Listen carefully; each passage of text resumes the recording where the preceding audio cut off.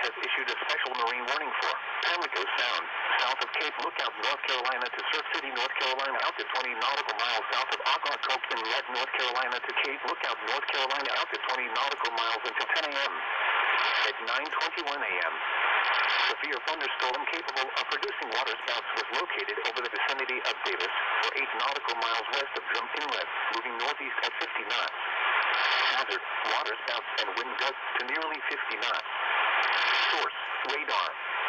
Impact, waterspouts can easily overturn boats and create locally hazardous seas. Small craft could be damaged from briefly higher winds and suddenly higher waves.